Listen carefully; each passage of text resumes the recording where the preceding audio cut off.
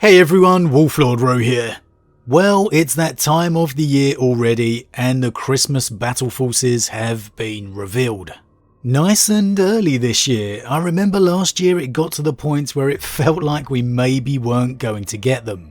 But I'm pleased to say that's not the case this year. Now, as usual, they've been revealed over on the Warhammer community website if you haven't seen it already. So make sure to head over there and check them out. And well, that's exactly what I'm going to do right now. So let's waste no time and jump straight in. Now, as of yet, there are no prices revealed or confirmed, so we can only check out what's coming in the boxes. When I first saw this, I saw this guy here, and for a split second, I thought it was Leagues of Votann. I then realised it's not, it's Raven Guard, but for a moment I was a bit stunned. Anyway, first up with the 40k box sets, we have the Adepta Sororitas. And as you can see, things are a little different this year, with the 40k box sets at least including a named character. For the sisters, we've got Morven Val, 6 Paragon Warsuits, a squad of Celestian Sacrosancts, and your standard squad of Battle Sisters. It's interesting, I wasn't anticipating a special character to be included, so it has thrown me off a little bit. I haven't even cracked open my last Sisters Battle Force yet, but on the face of it, this set would probably be a good companion for that. It would have been nice to see it themed for maybe the Order of the Bloody Rose instead, or something just to mix things up a bit. However, Sisters of Battle probably going to be very popular either way. Now this next one is the one that by far and away caught my attention for the 40k sets, and honestly most likely all the sets overall.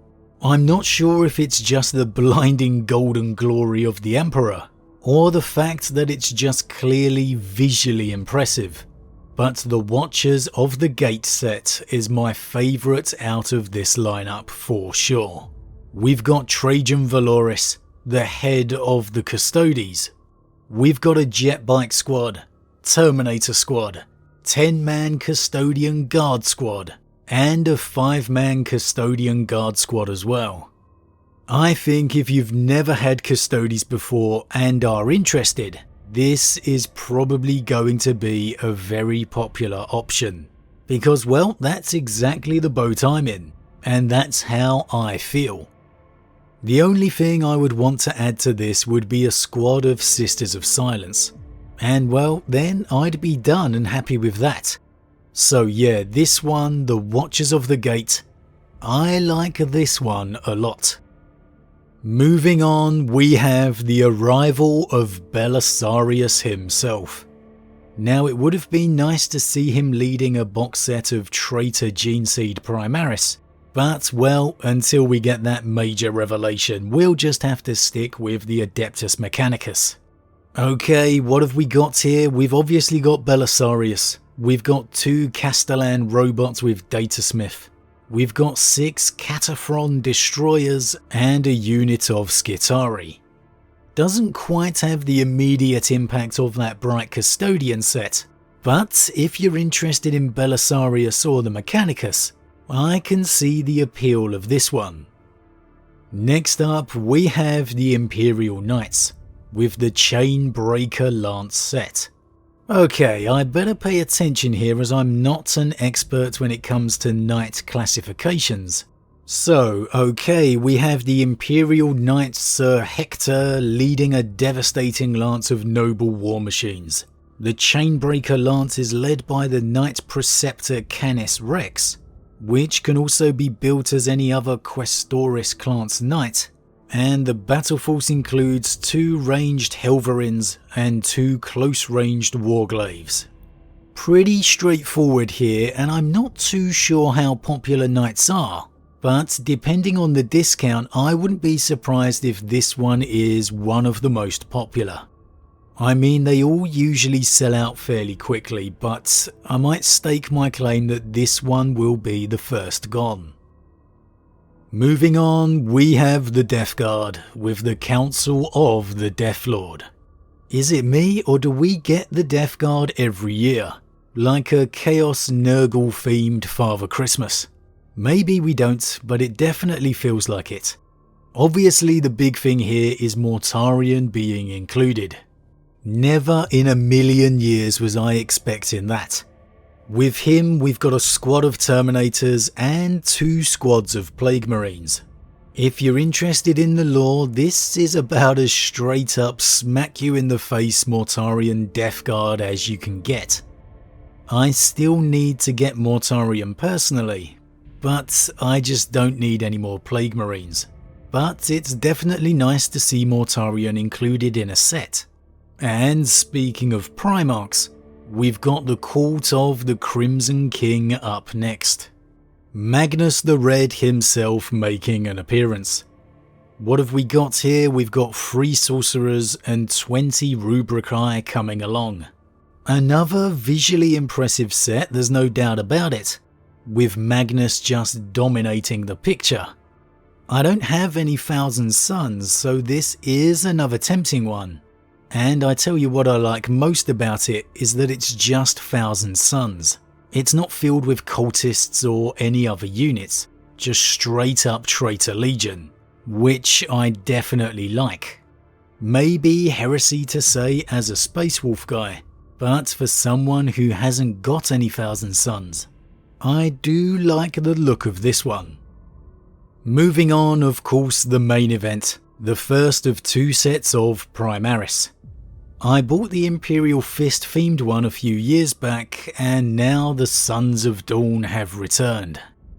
We've got Tor Garadon, a squad of aggressors, and 15 heavy intercessors.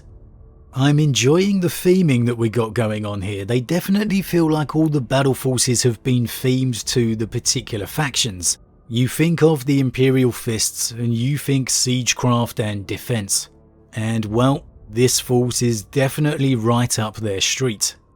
Not one I'm personally tempted by this year, as I've still got boxes of unopened Primaris coming out my ear rolls, but I definitely can see this one being popular. And well, moving on, finally we have the Raven Strike Battle Force, Chapter Master Shrike, or Shriek as some people call him, 10 Reavers, 3 Eliminators, and 2 Invictor Warsuits. That's about as Raven Guard as you can get, definitely keeping up the theming as I was talking about. Oh wait, no, there's a Librarian as well, I just noticed him down there in a camo, -1 to hit, didn't even notice him.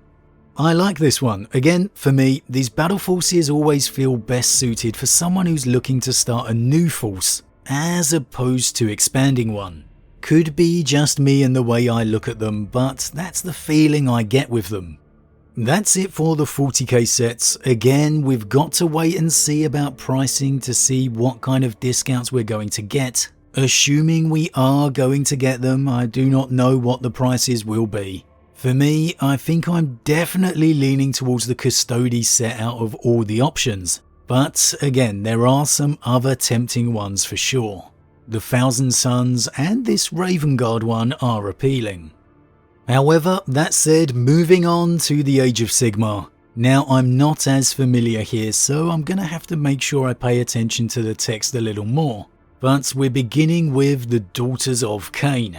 We have a Slaughter Queen on Cauldron of Blood, 5 Melusai Blood Sisters, 5 Heartrenders, 5 Doomfire Warlocks, and 10 Witch Elves. Now, I've become a fan of the Dark Elves thanks to Total Warhammer over the years, so I will say this for the Daughters of Cain. They are a pretty visually impressive army. This set does definitely catch the eye. Next up, we have the Crawl Boys Swamp Lurkers. On the face of it, clearly not as numerous as some of the other sets we've seen, but you are definitely getting some big boys here instead. Let's see, we have the Swamp Boss Scumdrack, Gobsprak the Mouth of Mork, 3 Manskewer Bolt Boys, and 10 Gut Rippers. If you went for that Dominion launch set a year or so back, then this could probably be a very nice addition to it. Moving on are the Night Goblins, or the Gloomspite Gits as they are now for Age of Sigmar. What do we have here? We have a Loon Boss on Giant Cave Squig, 2 Mangler Squigs, 10 Squig Hoppers, and 2 units of Squig Herders. Again, I'm not too familiar with all the factions of Age of Sigmar yet, so I'm not best placed to say if these are great options or not. One thing I can say though is that it certainly gives me fond memories of the Night Goblins of old. And in speaking of the old world, we've got another former fantasy race in the Skaven. What have we got? We have a Greyseer on Screaming Bell, a Warlock Bombardier, 3 Storm Fiends, 40 Clan Rats, and 40 Plague Monks. Hands down winning the most models, including in a box set award here. If you want to start a Skaven force, or hey, maybe even thinking about the old world like I said, I think this is probably an absolute winner. Okay, next up we have the Nighthaunt with the Legion of Grief. I'll say this for the Nighthaunt, they are easily one of the best looking ranges in any of the Warhammer universes for me. When you've got them all lined up like this, they always look beautiful. Contents wise, we've got the Lady Alinda, the Mortarch of Grief, a Black Coach, 10 Bladeghast Revenants, 10 Dreadscythe Harridans, and 10 Grimghast Reapers. I don't know how great these sets work as armies, as I don't know much about the Nighthaunt, but they are definitely visually impressive, I will give them that. Next up we've got the Sylvaneth. Probably would have been the one for me if I didn't have a forest of dryads waiting for me to build and paint. But we've got the Dryker Hammerdreth, 2 Tree Lords, 10 Spite Revenants, and 16 Dryads.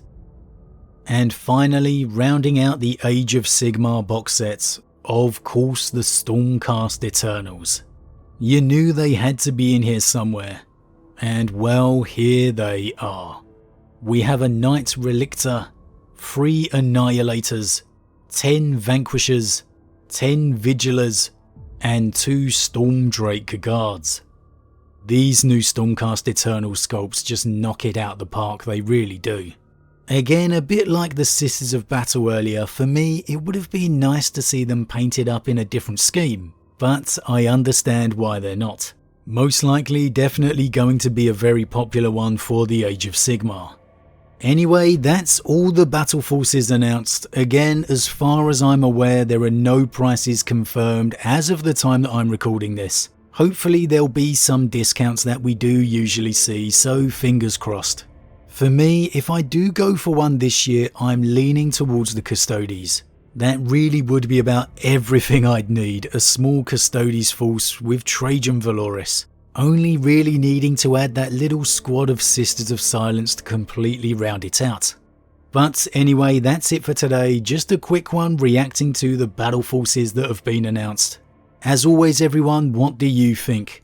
Are there any that stand out for you? Are there any that you were hoping to see? As always, leave your thoughts in the comments below. Huge thank you to all my subscribers, your support truly means a lot to me, it really does. If you're new, please consider subscribing to help the channel grow. And if you enjoyed this particular vid, then why not drop a like on it too. With that said, I am off, and I'll see you all again real soon.